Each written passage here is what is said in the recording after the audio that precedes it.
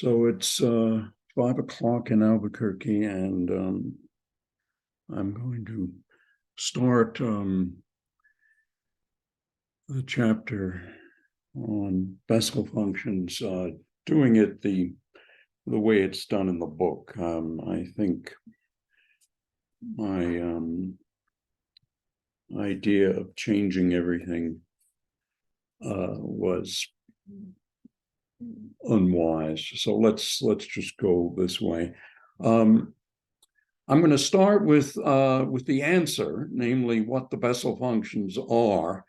They're infinite series, and you can see they're quite nicely behaved. For one thing, they're going to converge very rapidly because this is kind of a fact. Well, here's the expression here. We have factorials in the denominator, and that guarantees convergence.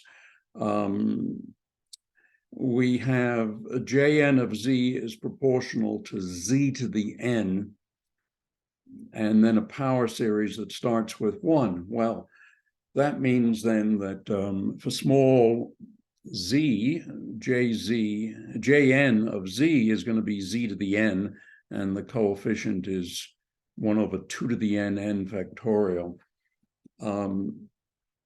This is what gives the spherical Bessel functions their behavior at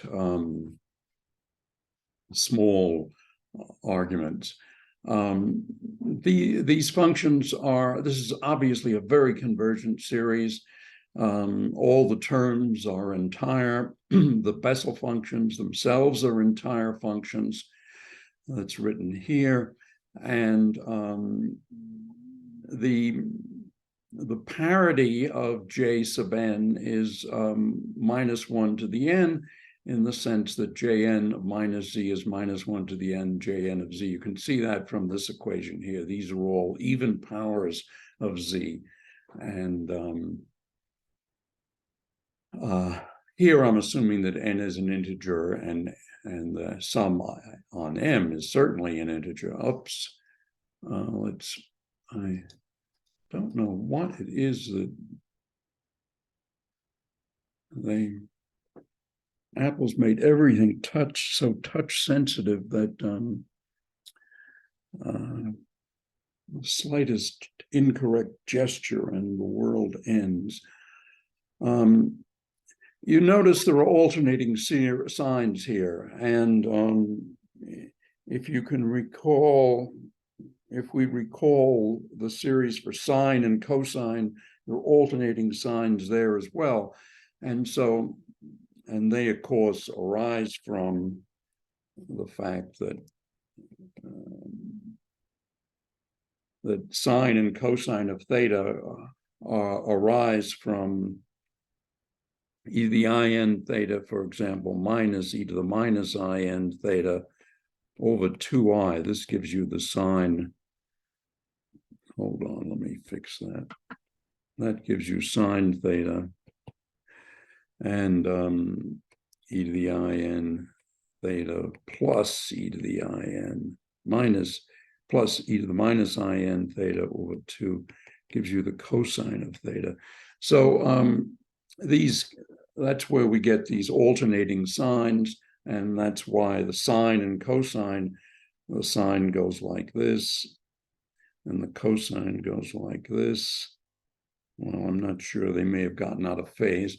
But that's why for large values of z, it turns out that Jn of z is a cosine, apart from a 1/square root of z. Oh, a cosine shifted by a phase.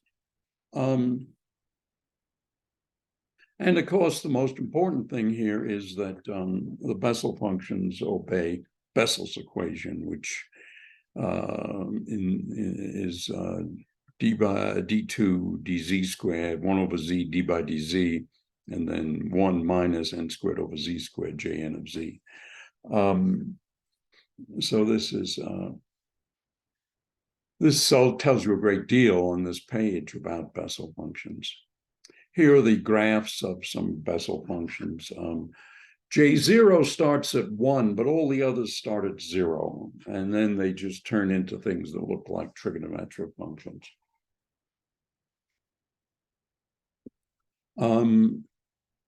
The generating function, I'm always amazed that series of functions have generating functions at all. And I'd really like to find out why it is that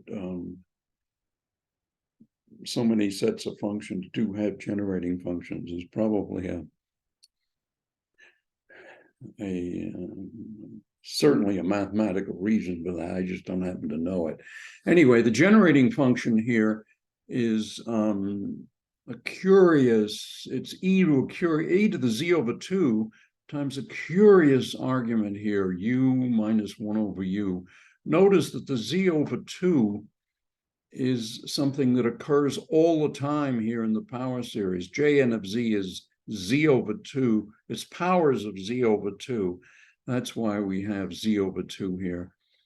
And then it's a sum, u to the n jn of z. This generating function tells us, and probably tells us everything about the Bessel functions. In particular, you could derive the series expansion and the integral representation. And before I said that jn of minus z was minus 1 to the n jn of z, it's also true that jn of z is j sub minus n of minus z, or minus 1 to the n j minus n of z. And that follows from this expression here, because if you flip z, the sign of z and the sign of n, you haven't changed anything. So that's why this is equal to that. For j equals 0, the integral is much simpler. The n goes away, and you just have cosine of z times sine of z. Well, I just wrote down the formulas for the formula for cosine of z, and you see it right there. And so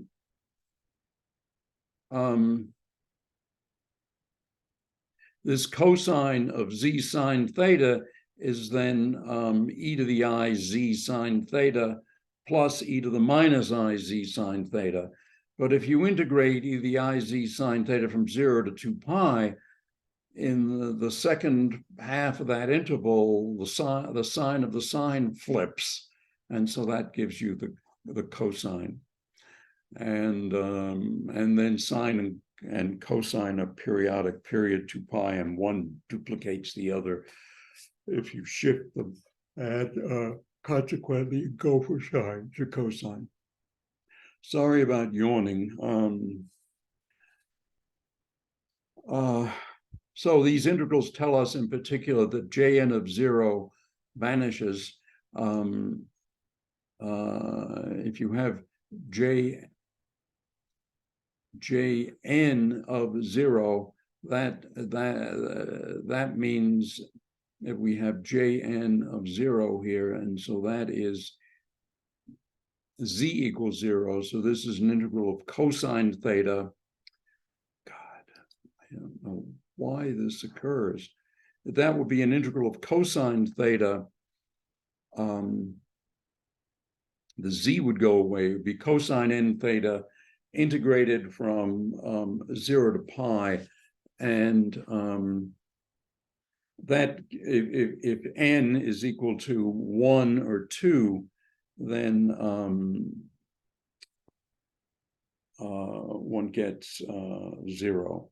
On the other hand, if you have j0 of 0, then you just have an integral of 1 from 0 to 2 pi, and that just gives you 1. Anyway, if you differentiate the generating function, you identify powers, you find two recursion relations. I can just about fit them on the screen. I rewrote them today so that the jn plus 1 is on the left, and those are two different expressions. This is something one could use to build up all the Bessel functions from J0. And then this is another way of doing that, but doing that with J prime might be, well, I don't know. I'm not sure which one would be easier. But of course, what one would need would be J0 and J1. And these are not trivial functions. The J0 just means that the leading factor is unity and that you have a zero here, but it's still a complicated function. It has an m factorial squared here, so it's a super convergent series.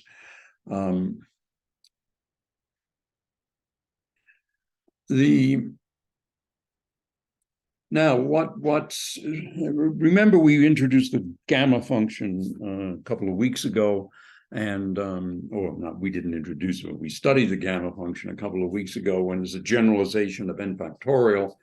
So if we can use that to generalize the original definition of the Bessel function to essentially arbitrary nu, complex nu, in fact, not just real nu, but complex nu. So you start out with integer n, and you go then to arbitrary real n, and then arbitrary complex n, when I'm going to call that nu. So this is J nu of z for arbitrary nu. There occasionally is a pole. If nu is a big negative integer, there's going to be a pole somewhere. But apart from that, this gives a perfectly fine definition. The self-adjoint form of Bessel's equation, so is and I'm letting z equal to kx, because what, of course, is interesting in physics problems is that we have to deal with the real world, which has units and so forth, and dimensions and so forth. And so if we replace z by kx, then we get Bessel's equation in this form. It's again the self-adjoint form. And if we fix n, then we can think of this as a self-adjoint equation in which the function p of x is just x, that's this one here. K squared is an eigenvalue, n is fixed, and rho of x, which is here, is a weight function. And to have a self-adjoint system, we need an interval, and we need the boundary condition. And the boundary condition is this a condition here. Well, obviously, since p of x is x, you really, really want to choose one end of the interval to be x equals 0, because then you get that this thing vanishes. So this is going to be 0 at x equal to 0, no questions asked. So the only task is to see that it's 0 for x equal to b. And so then when x is equal to b, what we need is basically that Jn of kb, which is to say kb, we want kb to be, that's x equal to b, so this is Jn of kb, we want that to vanish. So we set kb equal to a 0 of the Bessel function. And the mth 0 of the nth Bessel function is called z sub nm. And so we replace k by znm over b to have an interval of length b. And then this equation becomes this equation. And now basically we have this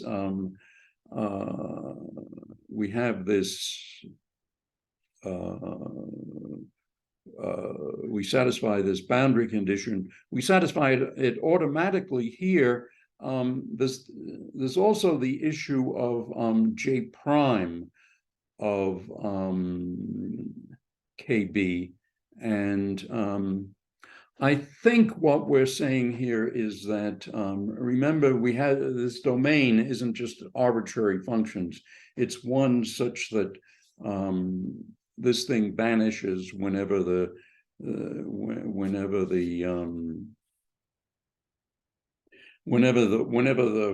first function.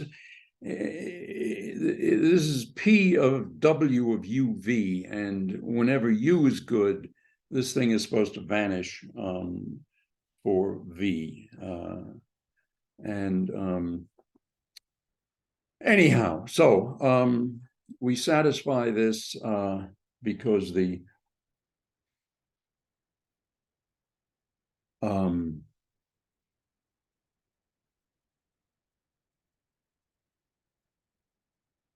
well, I didn't explain that very well, so I'll try on Tuesday to explain it better, or during the office hour. Remember, the office hours Monday will be from 4 to 6 via Zoom.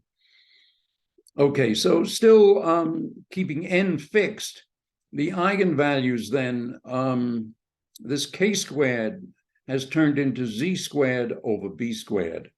And it's then different for each m. These are these zeros of the Bessel functions, which, as I said, used to be state secrets. In any event, as m goes to infinity, these zeros rise as essentially m pi.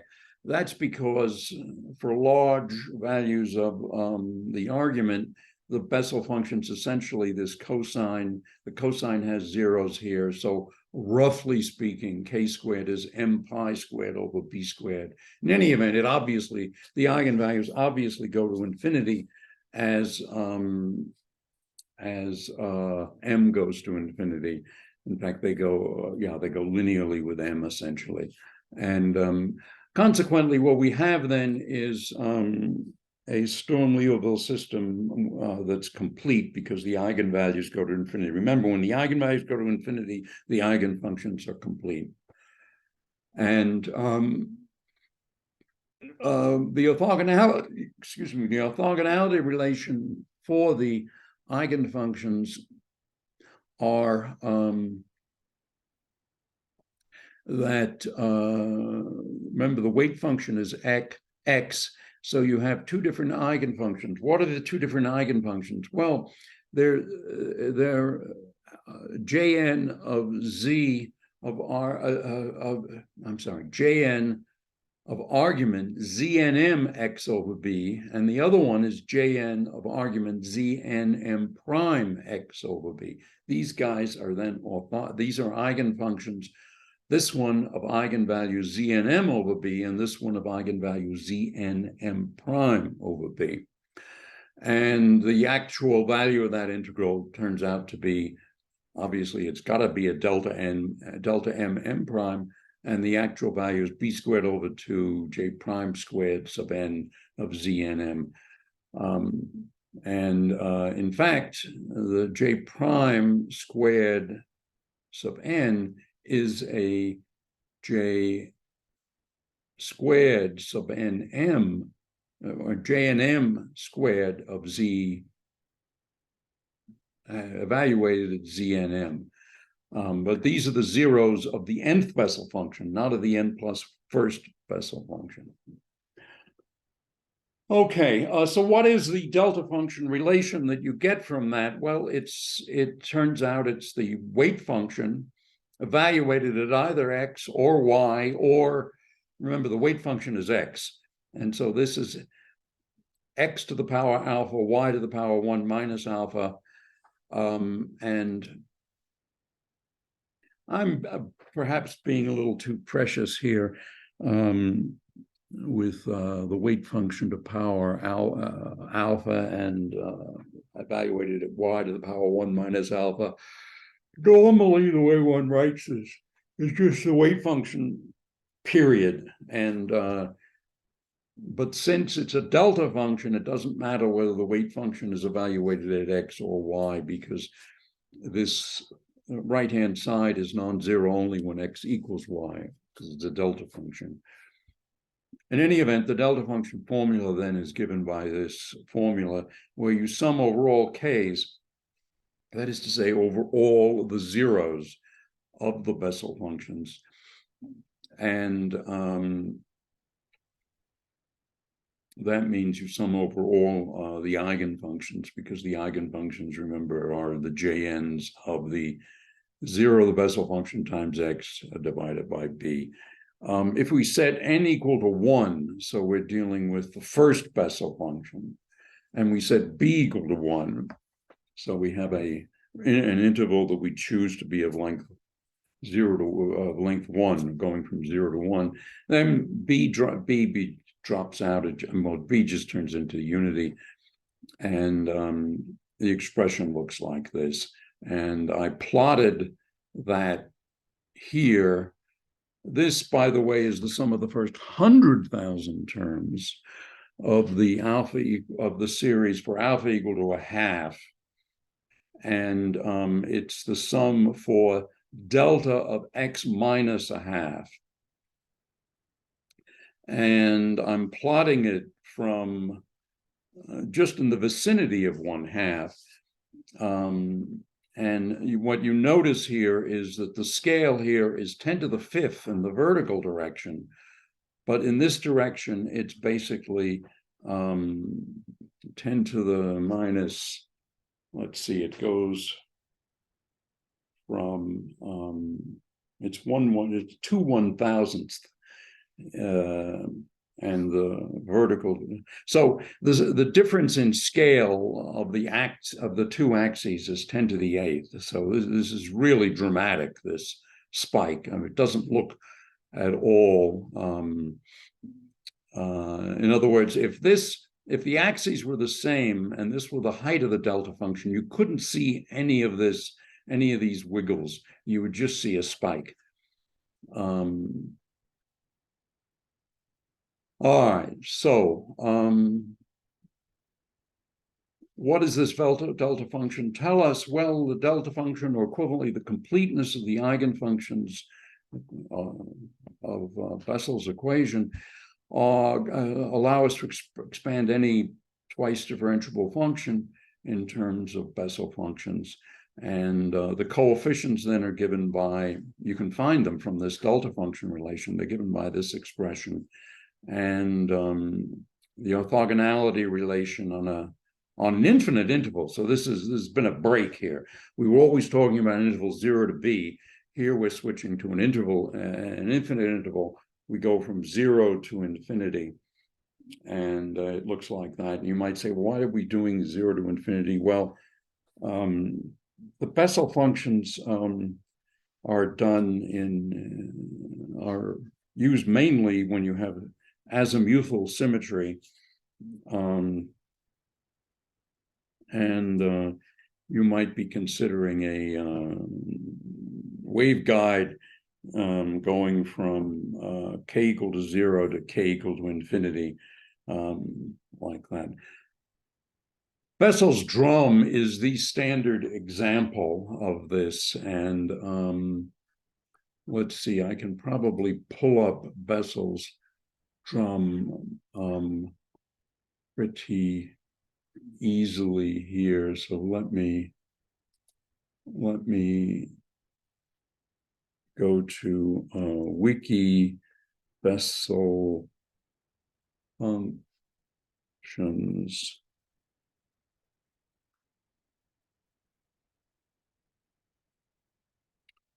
Okay, so I'm just wondering if I can make this bigger.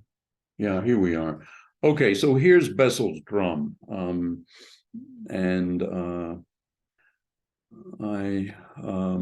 This is a particular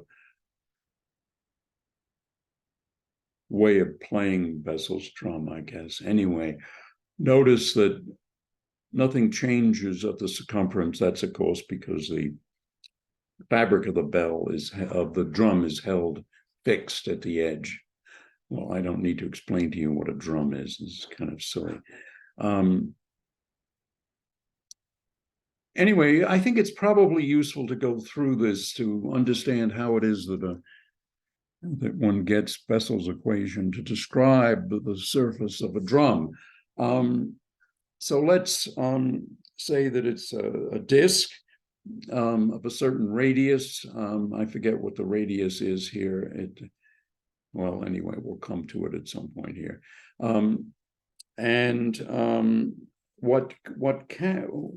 What's involved here is that the potential energy of the drum we can think of as zero when the drum is flat. But when the drum is not flat because someone has hit the drum, then the height of the drum at points X and Y raises the potential energy of the drum. So that's because when you distort the surface of the drum from perfectly flat to curved in some way, then the area of the drum surface has increased. That means it's been stretched, and so there is extra stretch potential energy there. So suppose h sub x is the x derivative of the height of the drum surface, the surface of the drum at a given point, and h sub y is the y derivative. Then if we imagine, here, let's see, I think we've seen this drum enough. So let's suppose that we have a little bit of, suppose the drum is, consider this area. How is this bigger here? Well, it's bigger because of this and plus that. And what is this? Well, this is the length dx times partial the derivative of h with respect to x. And this one here is just dx. And so the actual area, so let me say, the actual length, this length is equal to this squared plus this squared. That, of course, is I forget whose name that's associated with, but anyway, the length there then is the square root of 1 plus the square root, in other words, of dx squared plus the height squared, and that plus dh squared, and that's equal to the square root of dx squared plus dx squared times partial of h with respect to x squared, and that altogether then is square root of 1 plus h sub x. Well, that's h sub x squared times dx. And that's what goes in here, but that's just in the x direction, but there's also the y direction, and so you multiply that by, to get the total extra area, you multiply that by square root of 1 plus h sub y squared, and you subtract 1, and then approximate it, and it's approximately this. And on the other hand, if the drum, of course, is once you hit it to stretch it, it then bounces back at a rate, and the rate is the t derivative, the time derivative of h. And if the surface mass density is mu, then altogether the action is the kinetic energy minus the potential energy. I'm taking sigma to be the, what did I call it? The surface tension. And so altogether the action looks like this. We minimize the action with respect to small variations of the drum surface, and so that's the first order change in the action then is mu h sub t, variation of ht, minus sigma h sub x, change in h sub x, plus h sub y, change of h sub y, and then dx dy dt. And then we integrate by parts. The change in the time derivative of h is the time derivative of the change in h, and so forth. Integrate by parts, and we get this expression here. And that then gives us the wave equation for the let me switch to a different color here. So the wave equation here is mu h t t is equal to sigma hxx plus hyy. So that's what we get as our wave equation. And if we imagine that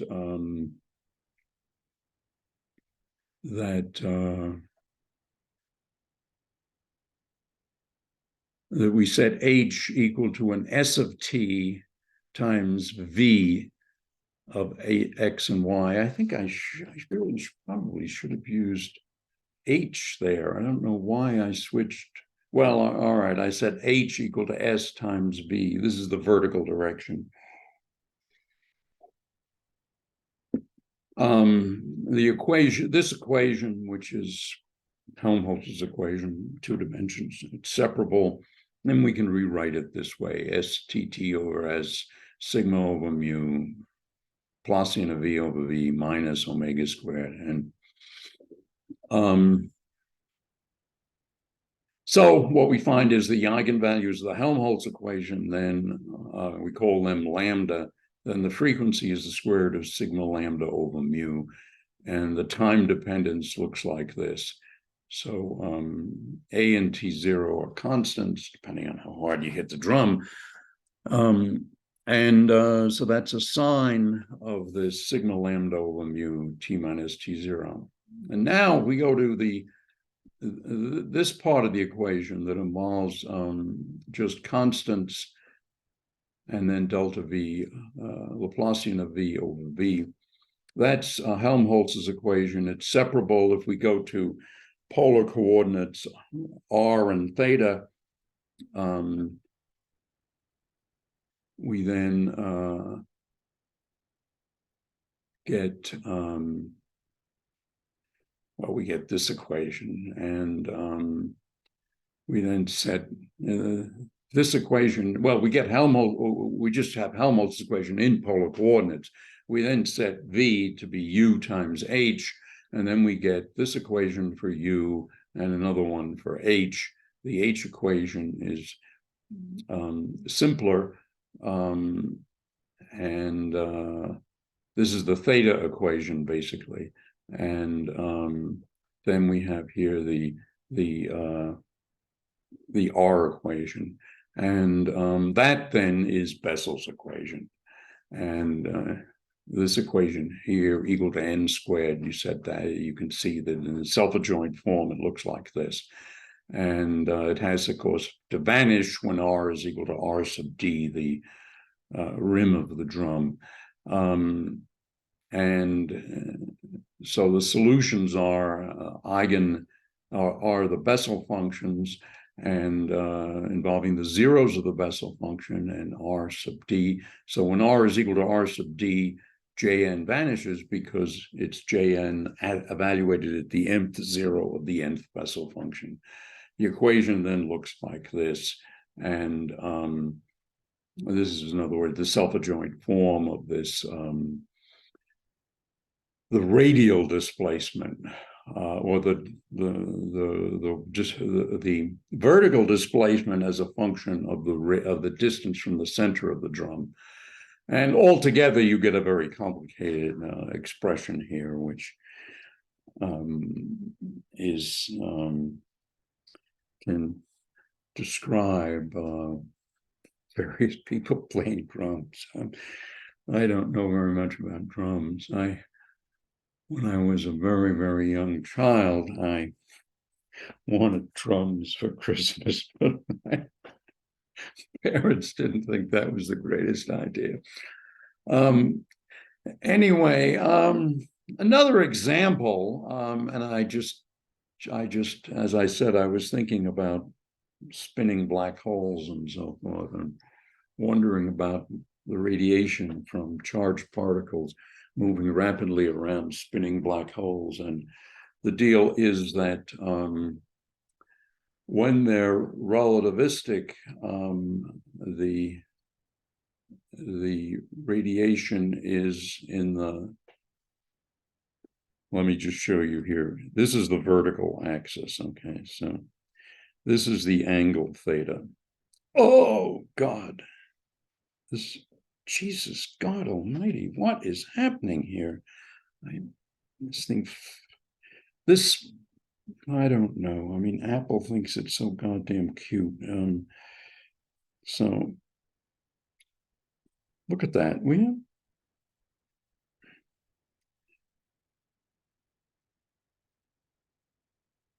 Nightmare. All right, now, so I guess I just can't, just touching it. All right, I'm going to give up with this iPad for now. You know, you can only try 3 or 4 times. The angle theta is the polar angle, so that's theta equal to 0. This is theta equal, a small value of theta. This is theta equal to pi over 2. What this is saying is that the radiation is in the direction pi over 2, and that means that the circulating charges, when they're relativistic, they're shooting the radiation out in the XY plane. So in other words, if you're looking at a spinning black hole and there are electric charges that, remember, when you have any object rotating, it actually drags space with it to some extent. Even the rotation of the Earth drags the coordinate system around the Earth a little bit. It's a measurable amount per, I don't know if it's per day or per year. It's measurable in both cases, but in the case of something like a black hole that's spinning at nearly maximum rotational velocity, then what you've got is that space is dragged at almost the speed of light. And so charged particles that are stuck there are radiating like crazy, and they're radiating in the XY plane. And on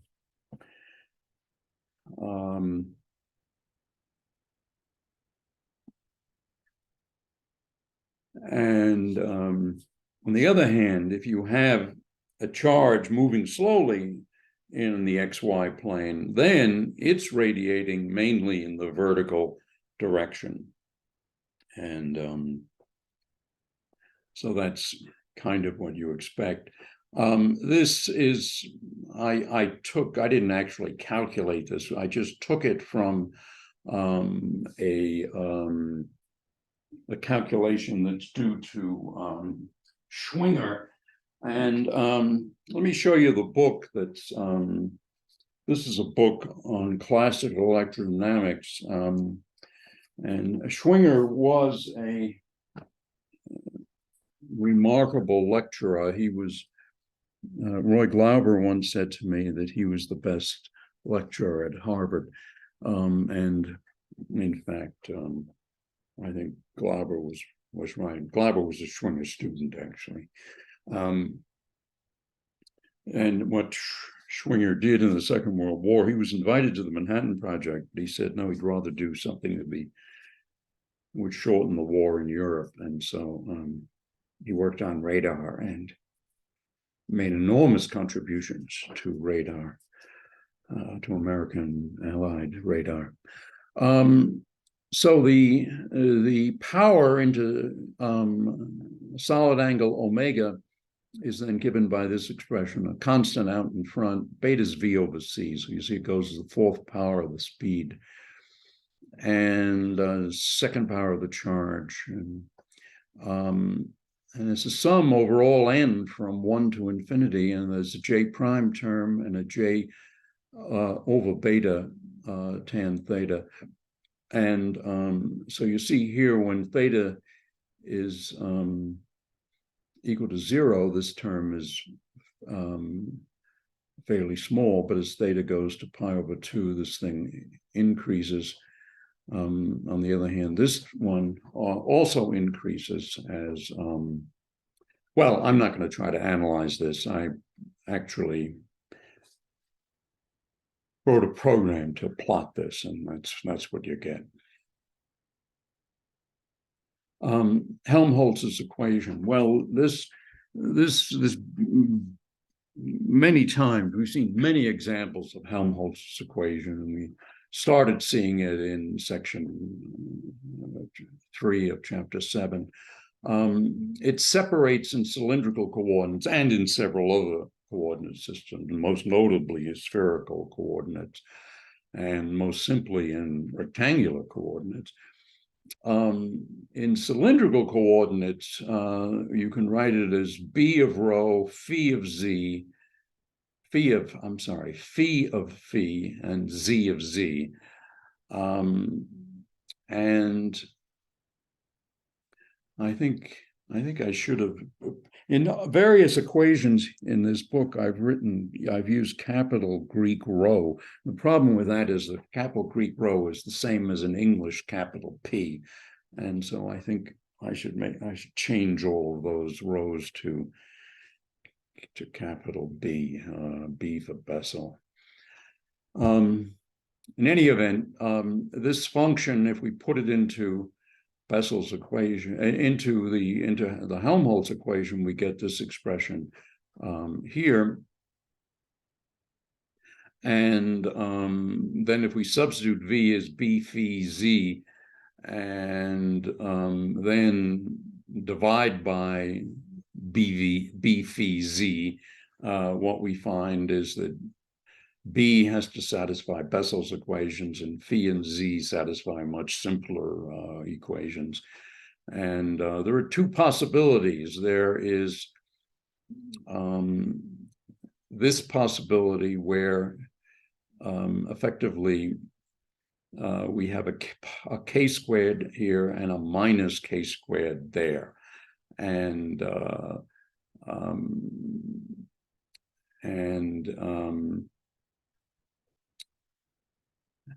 according to whether k squared comes in as positive or negative, we get either this expression or that expression. The phi dependence is the same in both cases, but obviously the z dependence is quite different according to whether you have the thing in the z direction just oscillating or exponentially growing or decreasing.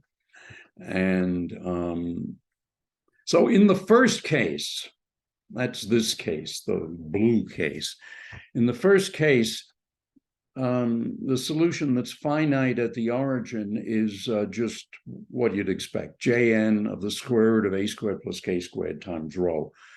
And then you have, well, you're always going to have e to the in phi, as long as you have all the azimuthal angles physical. But in this case, you have z decreasing or increasing, that is to say, v is increasing or decreasing as you go up or down the z-axis. In the second case, you have z oscillating as you go up and down the z-axis. Phi is still e to the in phi, but now there are two possibilities for the Bessel function.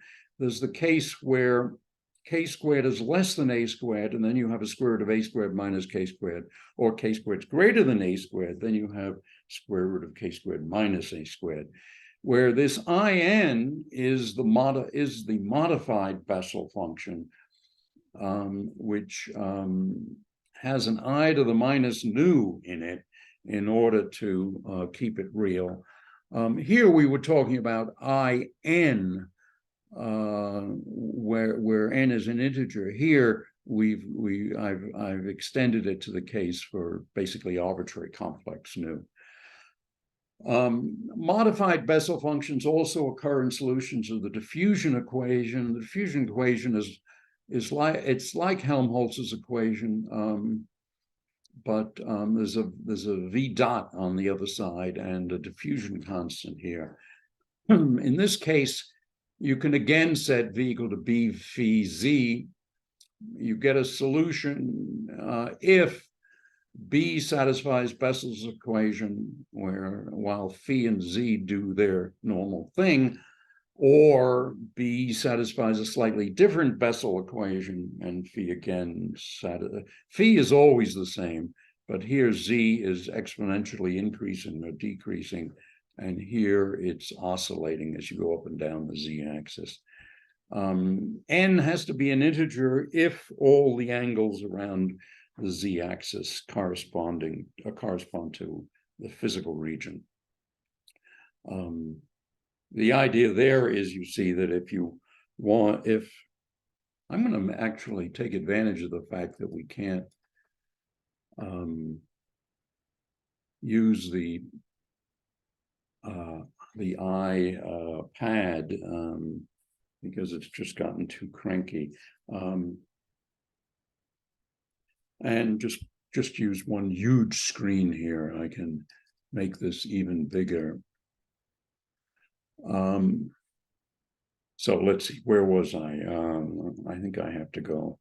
Oh, well, no, this was the diffusion equation. So for the diffusion equation, we have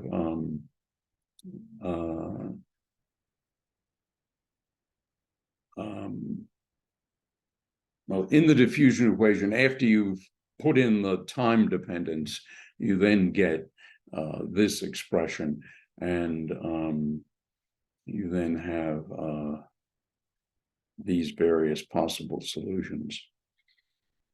So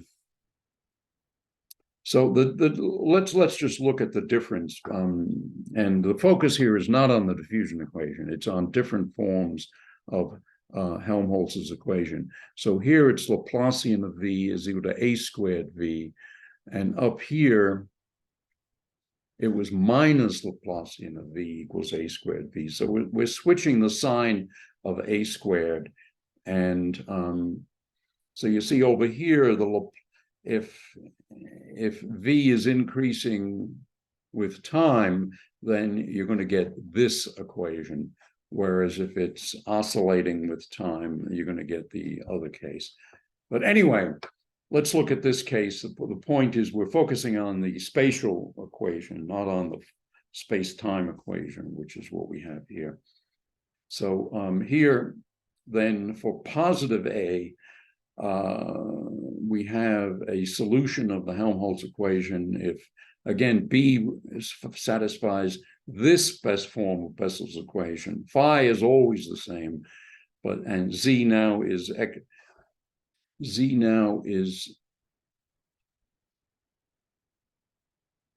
exponentially growing or decreasing in the Z-axis.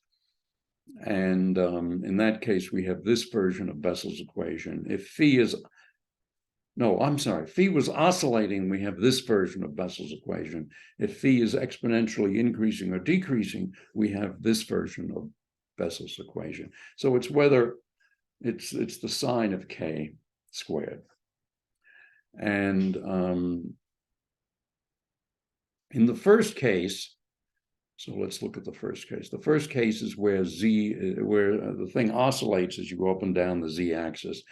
Then the solution looks like this. Of course, the big Z is oscillating, but because we had the a squared positive, or at least because it occurs with a plus sign in Helmholtz's equation, we have the modified Bessel function. In the second case, we might have the modified one if k squared is less than a squared. If k squared is greater than a squared, then it flips, and we have the regular Bessel function. And in both cases, the Z behavior is to increase or decrease exponentially. And of course, if you set a equals 0, then the difference between these two cases vanishes, and we have Laplace's equation instead of Helmholtz's equation. And we can satisfy them either this way with with growth in the Z direction to be exponentially increasing or decreasing, or oscillatory behavior in the Z direction, and then we have to have a modified Bessel function. Okay, well, I think I'll go through this. It'll expose some of you to a little bit of biophysics, and I think that's actually a field that is worth looking at. It's a younger field than other areas of physics, and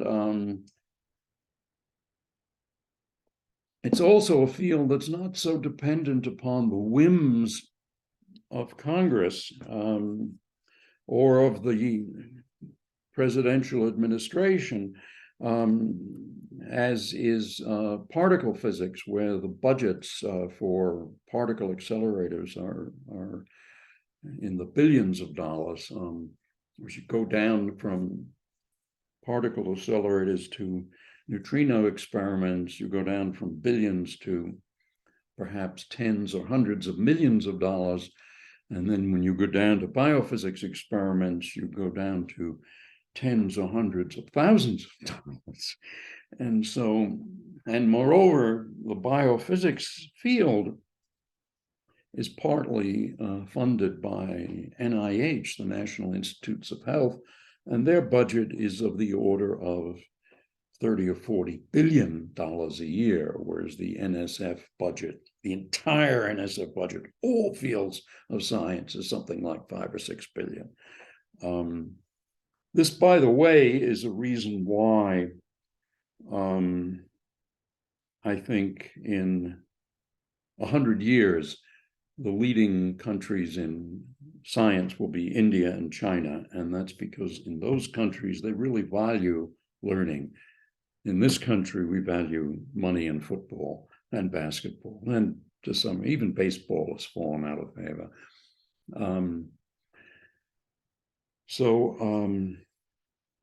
That's my prediction. I won't be around to take credit for this prediction, but anyway. All right, so let's look at a charge near a membrane. First, let's recall something. Rho denotes the density of free charges, those that can move and that aren't attached by chemical forces, molecular forces, in other words.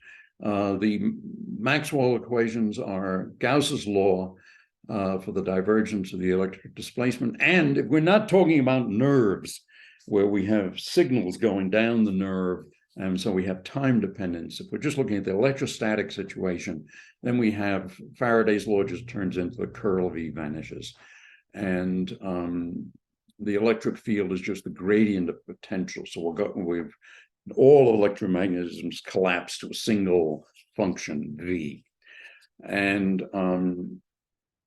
now across the interface of two dielectrics with a normal vector n, what you have is the tangential electric field, which is the normal vector crossed into the electric field. That is continuous, whereas the normal component of the electric field can jump if there's a density of surface charge. And the way it jumps is that the electric displacement, D, jumps in the perpendicular direction to the surface by the surface charge density. If you have a linear dielectric, then D is epsilon times E. And a word to the wise is take a few seconds if you're working on a new problem and check, is the dielectric linear so that you have D as epsilon E? It may not be linear. Now, what's remarkable is what a eukaryotic cell looks like. A eukaryotic means just that it has a nucleus. So we are made of eukaryotic cells. Bacteria, which are far more numerous than humans, bacteria are not eukaryotic. They're just basically membranes with stuff inside and basically elaborate chemicals inside, but no elaborate structure. Whereas a eukaryotic cell is much bigger than a bacterial cell, and the eukaryotic cells have a great deal of structure, not just a nucleus, but they have a system to move things from one part of the cell to other parts of the cell, or from the one part of the cell to the exterior of the cell, and they have ways of bringing things in. Of course, bacteria also have ways of emitting and absorbing things, but the eukaryotic cells have transportation systems, and the reason is that they're so big that diffusion isn't fast enough, whereas in a bacterial cell, much smaller, diffusion is fast enough. Now, the membrane of a eukaryotic cell is a phospholipid bilayer. The area is 300 million square nanometers, but the thickness is only 5 nanometers. Okay, so on a scale of nanometers, the membrane is perfectly flat. And so in this particular example, I've taken the membrane to be perfectly flat and of infinite extent. And one of the remarkable things that one learns on, I would hope, on day one in a biophysics course is that if you have a living cell, and this can be a eukaryotic cell or a bacterial cell, the drop in the electrostatic potential across the membrane is about 50 millivolts. And that is to say, the potential drops by 50 millivolts when you go inside. The electric field points down, and so positive charges are pushed in to the cell and are attracted to the cell, in effect. What is the electric field then across the membrane? Well, it's 50 millivolts divided by 5 nanometers. And so that is 10 to the 7th. Because a nanometer is 10 to the minus 9 meters. And a millivolt, well, 50 millivolts is 10 to the minus 2 volts, or 5 times 10 to the minus 2. Anyway, it's a stronger electric field than we can create in our laboratories. So that's, of course, one of the things that you should always keep in mind, that as you drop in the scale of the phenomena that you're looking at, the fields that you used to thinking about become much, much stronger. And this is true. Here's an example with an electric field. This would also be true of the magnetic field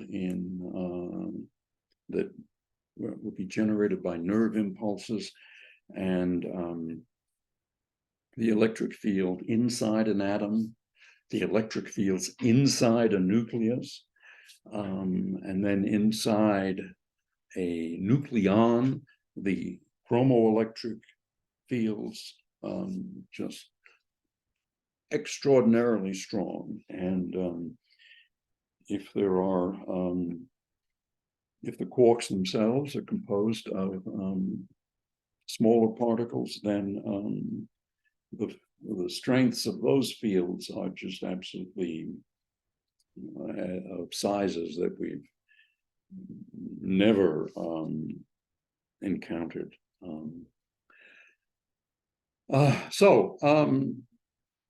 What do we have? Well, the inside of a cell is salty water, and outside it's also salty water. And the difference is just that the membrane itself is basically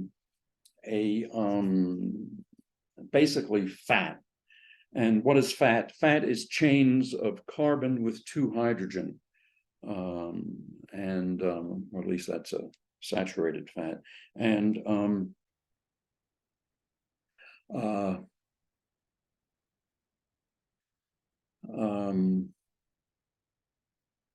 other words, you have as many hydrogens as you can possibly fit on, and then at the ends you can have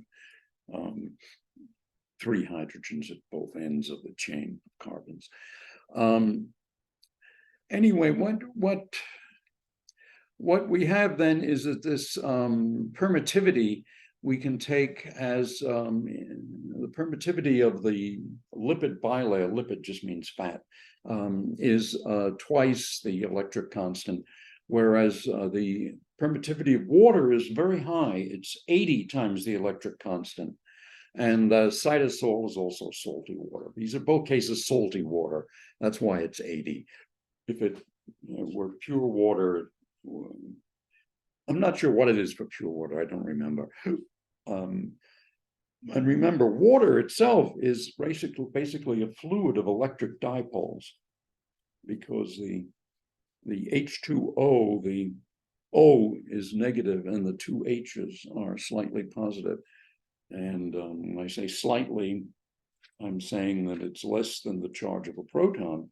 But on the other hand, the electric fields involved here are gigantic compared to the sorts that we can produce in our laboratories.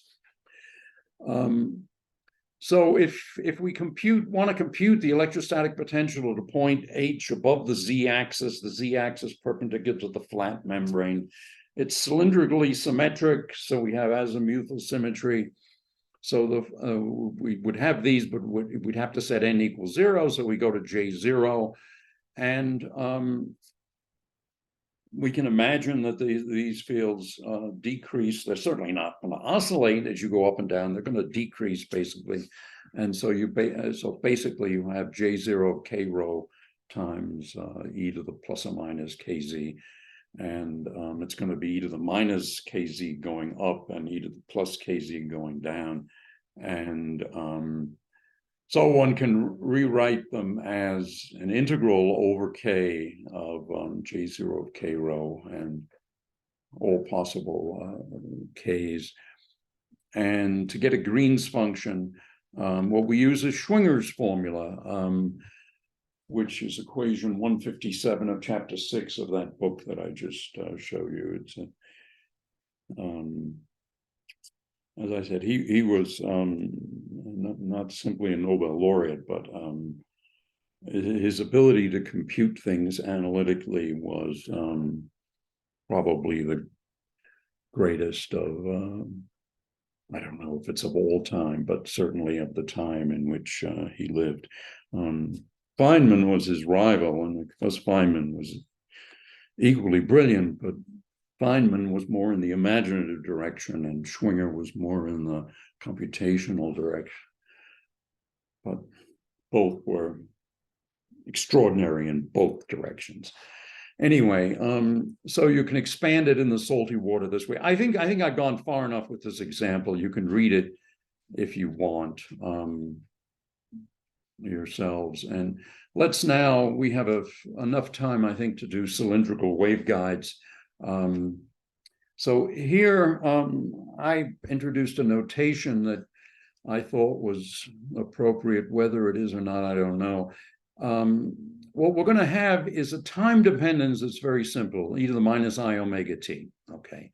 And then in the z direction, we're also going to have, obviously, e to the I kz. It's not going to increase or decrease exponentially. It's going to oscillate. And if we have a cylindrical waveguide, then obviously we have an e to the I n phi. So all the dependence is very simple, and we just have to figure out how E and B depend upon rho, the distance from the center of the waveguide.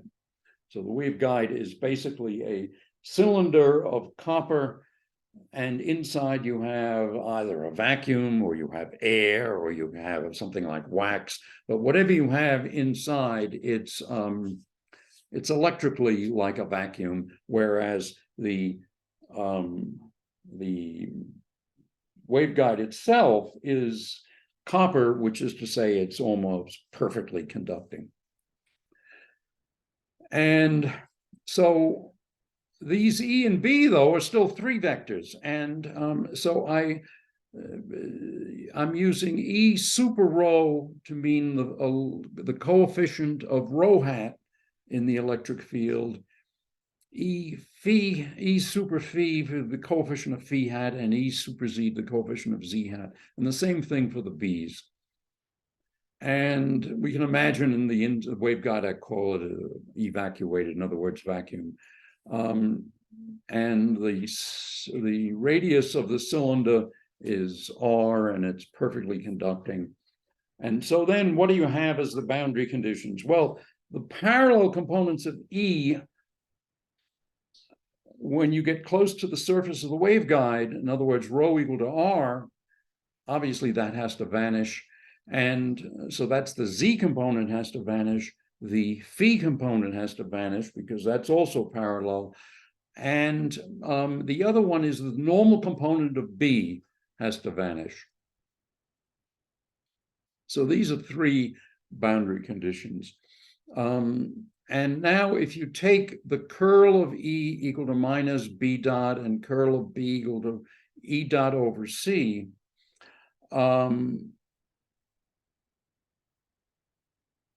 let's see, did I remember there was no time dependence in the previous example of the membrane. Here we're talking about real time dependence, megahertz time dependence.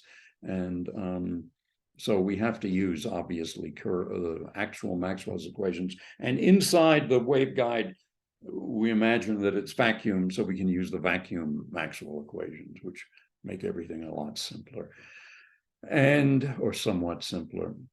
And so then you can show, this is an exercise, you can show then that the curl of E equal to minus B dot and the curl of B equal to E dot over C squared. You get these field equations. You get 6 equations altogether, which makes sense. This is 3 here, 3 there, 6 altogether. And you can then solve them for the rho and phi components of E and B in terms of the Z components. So we get E rho related to EZ and BZ, and B rho related to BZ and EZ, and so forth. And this is in the usual notation of electrical, practical electrostatics or electrodynamics, circuit theory. You use complex numbers, but you don't really mean that the electric field is complex. The fields EZ and BZ obey the wave equations, so we have these wave equations satisfied. And the Z dependence is that oscillatory behavior. And so these equations these expressions for the E and B are like Jn of the square root of omega squared over C squared minus K squared times rho e to the IN V to the IKZ minus omega T. So it's all that. And so all of these things go like that, go like this. And obviously, it makes sense to discuss particular simple cases, and then you can take linear combinations of these simple cases. So one simple case is that if you say that the magnetic field in the Z direction, which is to say straight down the waveguide, that vanishes, then the magnetic field must be transverse to the direction of motion. The motion of the electric field is down the waveguide. So if B points only in the perpendicular direction, it's said to be transverse. These are called the TM modes. And the boundary conditions then are satisfied if this square root is a 0 of Jn. And so then we're saying that this is equal to Jn, Z of Nm, Znm, and then we find that the omega is K squared, square root of K squared plus Z squared over R squared. And so what's the first 0 of, what's the simplest case? The first 0 of J0, that turns out to be about 2.4. So the minimum frequency for a waveguide is 2.4048 speed of light over c. And if the radius is 1 centimeter, which I guess is a fairly big waveguide, then the frequency omega 0, 1 over 2 pi is about 11 gigahertz. Most waveguides are much smaller than that, and so the frequency would be a lot higher. So these frequencies then for these waveguides, at least if they're smaller than that, at least for the TM modes, are in the microwave range, and 11 gigahertz would be pretty low because they go as 1 over R, and 1 centimeter is pretty big for R, I think. So you can then write this general TM mode look as in this way. You'd sum over all n's and all m's, and now if you have the electric field, on the other hand, if the electric field does not point at all in the direction of the waveguide, then we say it's a transverse electric or a TE mode. Then the boundary conditions are satisfied when the square root is a 0 of the derivative of Jn, and those are called Z prime NMs. And so their frequencies look like this. The first 0 is 1.8, and so here we have 8.8 gigahertz, and that's a microwave frequency wavelength of 3.4 centimeters. This again, I took radius equal to 1. I think for practical purposes, one would have a smaller radius, a higher frequency, and a shorter wavelength. Well, we finished with the ordinary waveguide. I guess we can look at the cylindrical cavity. If we go to the cylindrical cavity, then we have the same situation, but we have extra boundary conditions. And the extra boundary conditions are that the transverse electric field has to vanish at the two ends, because we have copper plate at the top and the bottom, as well as the cylindrical sides. And so that gives us that BZ, which is the normal component of the magnetic field, and the power and the tangential component of the electric fields have to vanish at the bottom and the top of the cylinder.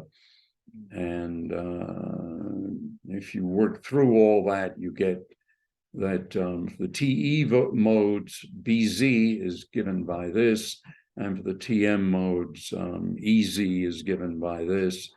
And so that's how that goes. I should really check the chat. Somebody may have been saying something on the chat thing, or I'm not sure. Maybe it's necessary for me to start the chat thing before. Well, I just started the chat thing. We've got a couple of minutes left. Does anybody want to write anything on the chat so that I can react to it?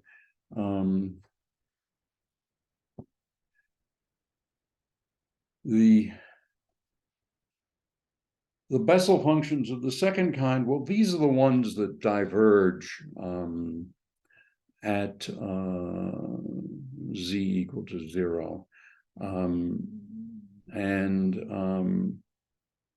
They, remember I said that cylindrical Bessel functions, I call them nightmare functions. That's because they're defined in terms of an infinite series. It's a little bit complicated. The real nightmare is the Bessel functions of the second kind, because they're defined as this funny ratio of cosine pi nu of j nu of z minus j minus nu of z over sine of pi nu. And then if you go to an integer, well, it gets worse, because you have to say that you can't set nu equal to n, an integer, you'll get 0 in the denominator. And so what you do is you have to take a limit. And the way you take a limit is you take the new derivative of the numerator and the denominator.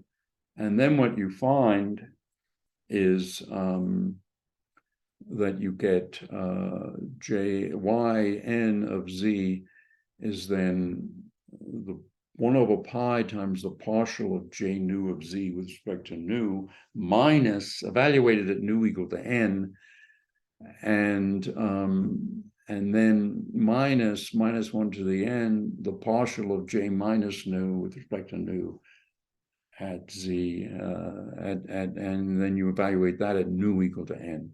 Remember, we defined the Bessel functions for arbitrary complex nu by using the gamma functions. So we went from integer n to complex nu by using the gamma function. Well, we're basically out of time. You see, it's the complexity of these functions, especially the Bessel function of the second kind, that made me think that we should start with the spherical Bessel functions. Well, have a nice weekend, everybody. We don't have a colloquium this week. I don't remember now whether we do or don't. Yeah, I think we don't have a colloquium this week. And well, all right.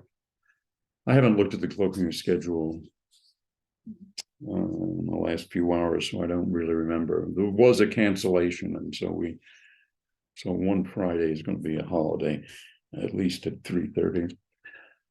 All right, I'll say good night to everybody, and hope to see you all either on Monday between 4 and 6 in office hours via Zoom, or 5 o'clock on Tuesday. So I'm going to stop recording now, and I'll put it on YouTube.